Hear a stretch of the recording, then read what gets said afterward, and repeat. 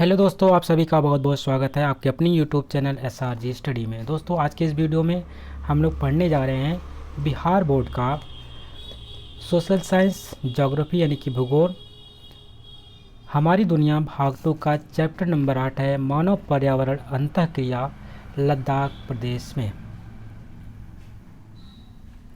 जनजीवन। वीडियो शुरू करने से पहले यदि आप चैनल पर नए हैं तो चैनल को सब्सक्राइब कर लीजिएगा। अगर वीडियो आपको पसंद आए इसको लाइक करिएगा और ज़्यादा से ज़्यादा शेयर करिएगा। साथ ही साथ आप बेल आइकन को प्रेस कर लीजिएगा, जब भी हम कोई वीडियो अपलोड करेंगे तो उसका नोटिफिकेशन आप तक पहुंच सकेगा। आइए वीडियो की शुरुआत करते हैं। पहला प्रश्न है, प्रश्न नंबर 1 पूछा जा रहा है कि निम्नलिखित प्रश्नों के उत्तर दें। प्रश्न नंबर 1 है, हम प्रकृति के साथ अनुकूलित हैं कैसे? उत्तर में लिखेंगे जिस परितंत्र यानी पारितंत्र में रहते हैं वही के वातावरण के अनुकूल अपने को अनुकूलित कर लेते हैं। हम ही क्यों वहाँ के पशु पक्षी फसलें वनस्पतियाँ जलवायु के अनुकूल ढलने में हमारा साथ देती हैं, हालांकि उन्हें भी अनुकूलित होने के में समय लगता है। यानी कहने का तात्पर्य है जिस भी हम समाज में जिस भी पारितंत्र में रहेंगे हम अपने आप को उसमें अनुकूलित कर लेते हैं, उस वातावरण के अनुकूल बना लेते हैं और उसमें रहने लगते हैं। इसमें रहने के लिए हमको थोड़ा समय लगता है। उसी प्रकार से जो पशु और पक्षियाँ होती है वो भी अनुकूलन करती हैं, वो भी उसी जलवायु के अनुसार अपने आप को ढाल लेती हैं, उस जलवायु में वो रहना लगती हैं। इसी को हम कहते हैं अनुकूलन। प्रश्न नंबर 3 है, लद्दाख क्षेत्र की जलवायु कैसी है? उत्तर में लिखेंगे लद्दाख क्षेत्र की जलवायु शुष्क और ठंडा है। यह दुनिया की छत कहे जाने वाला तिब्बत के पठार का पश्चिमी भाग है। तात्पर्य है कि इसे हम उच्च भूमि भी कह सकते हैं। यहाँ की सामान्य ऊंचाई 6700 मीटर है। अधिक ऊंचाई के कारण ही जलवायु ठंडी है। हिमालय पहाड़ की वृष्ट छाया में पड़ जाने से यहाँ वर्षा नहीं होती है। और इसी के लिए सबसे कम वर्षा कहाँ पे होती है आपको पता होना चाहिए, लेह लद्दाख में विश्व में सबसे कम वर्षा होती है। अगर भारत में बात करते हैं, भारत में सबसे अधिक वर्षा किस राज्य में होती है तो आपको पता है मेघालय में।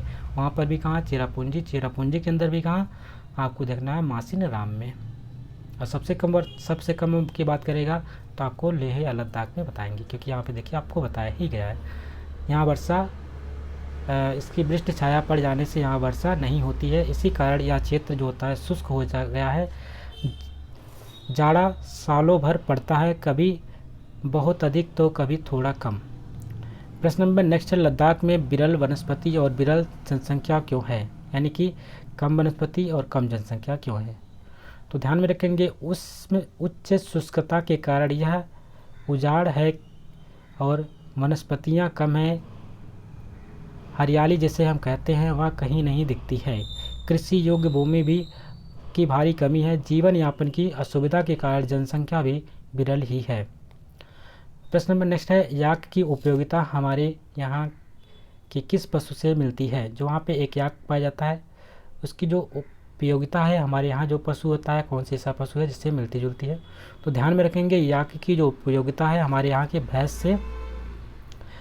मादा याक बच्चे भैंस से मिलती जुलती है। मादा याक के बच्चे पैदा करती हैं, इनके दूध मिलता है जिससे खोआ पनीर और मक्खन बनता है। नर याक बोझ ढोने गाड़ी और हल खींचने का काम आता है। इसी प्रकार से आप भी देखते होंगे भैंस के लिए या गायों के लिए, तो जो गाय होती है वो दूध देती है, भैंस दूध देती है, उससे क्या बनता है खोआ पनीर और मक्खन बनता है।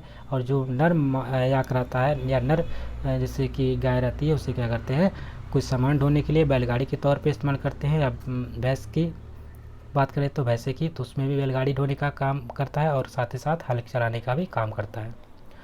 प्रश्न नंबर नेक्स्ट है कि लद्दाख जैसे ठंडे रेगिस्तान क्षेत्र में पर्यटन की क्या संभावनाएं हैं?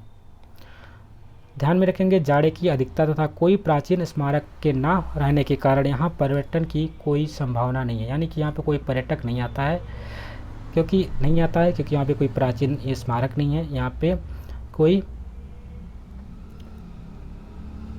रहने का स्थान नहीं है, इसलिए क्या है कि यहाँ पे कोई पर्यटक आता नहीं है। यातायात का कोई भी खास सस्ती व्यवस्था नहीं है। यातायात की जो व्यवस्थाएं हैं काफ़ी महंगी हैं, सस्ती नहीं है, इस वजह से यहाँ पे पर्यटन का कोई महत्व नहीं है। प्रश्न नंबर नेक्स्ट है कि ठंडे रेगिस्तानी प्रदेश में आपको जाना है, साथ ले जाने वाले सामानों की सूची। अगर मान लीजिए आपको ठंडे प्रदेशों में जाना है तो अपने साथ क्या क्या चीज़ें ले जा सकते हैं उसकी सूची बनाना है। ध्यान में रखेंगे कि ठंडे अगर प्रदेशों में आपको जाने के लिए हमें क्या करना है, मोटे मोटे कंबल, गर्म कपड़े जिसमें हमें क्या देखना है, कोट आवश्यक हो, ऊनी मोजा, कांटेदार जूता, रात बिताने के लिए रावटी भी साथ में होना चाहिए। तैयार खाने का सामान भी साथ ले जाना होगा। स्टोव और किरोसिन तेल भी साथ में ले जाने पड़ेंगे। अगला प्रश्न है, आप अपने और लद्दाख के निवासियों के जीवन शैली की तुलना करके पता करें कि कहाँ का जीवन अधिक कठिन और क्यों। तो ध्यान में रखेंगे, हम धान, गेहूँ और विभिन्न प्रकार की सब्जी उगाते हैं। ये सुविधा लद्दाख के लोगों के पास बहुत कम है। हमारा वातावरण सुखमय है, हमारा जो वातावरण है वो सुखमय है, जबकि लद्दाख वासियों की बात करते हैं तो लद्दाख वासियों को मशक्क़त का जीवन जीना पड़ता है। हम तीनों मौसम में जाड़ा, गर्मी और बरसात का मज़ा लेते हैं। तीनों में से किसी में अधिकता नहीं है। और लद्दाख की बात करें तो लद्दाख में केवल जाड़ा पड़ता है, वह भी भीषण। तो ये दोनों में अंतर मिलता है हमारे यहाँ और लद्दाख के निवासियों में।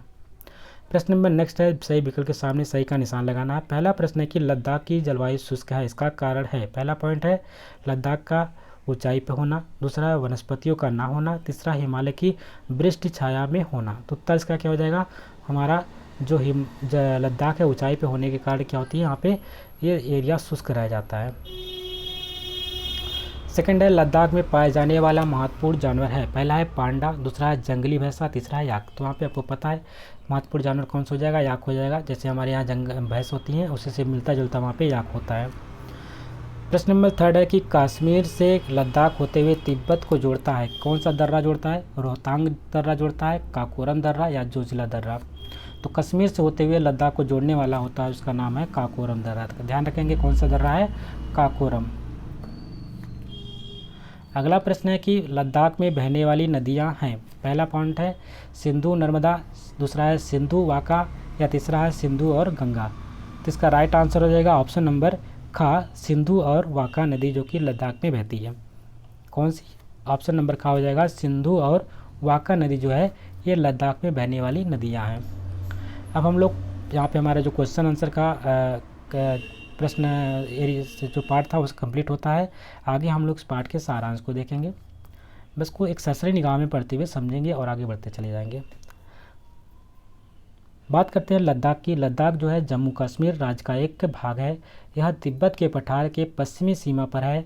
यहाँ ऐसे तो सालों भर बर्फ़ रहती है, लेकिन नवंबर से जनवरी तक के महीने में यह क्षेत्र पूर्णतः बर्फ़ में बदल जाता है। पेड़ पौधे कहीं कहीं नाम मात्र के हैं। यहाँ की सामान्य ऊंचाई जो है 6700 मीटर है। यहाँ वर्षा नहीं होती है बल्कि बर्फ़ गिरती है। कहीं वनस्पति नहीं दिखाई देती है और दिखाई भी देती है तो बहुत कम। जब बर्फ़ नहीं रहती है तब जौ, गेहूँ, जई और आलू आदि फसलें उपजाई जाती हैं। यहाँ के अच्छे किस्म का जीरा उपजता है और सिंधु नदी लद्दाख से ही निकलती है।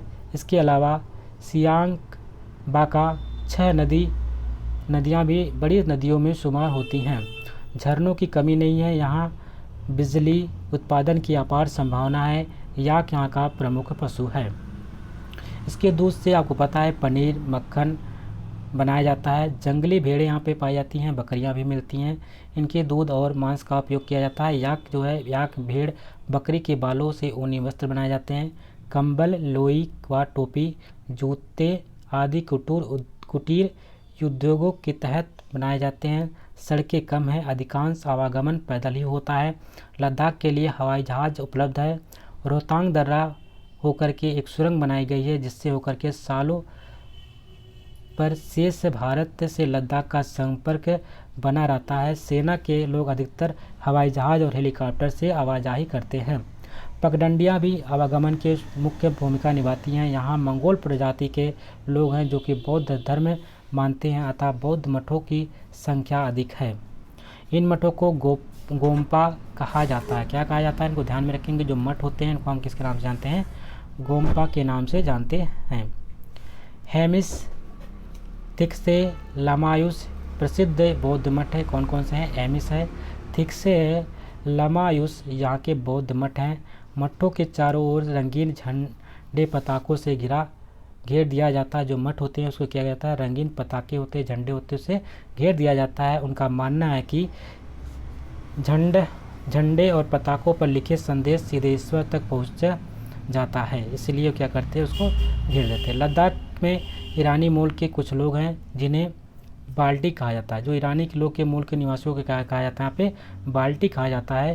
ये इस्लाम धर्म को मानने वाले हैं। यहाँ रहने वाले मनुष्य और पशु यहाँ के वातावरण के योग्य अपने को अनुकूलित कर लिए हैं।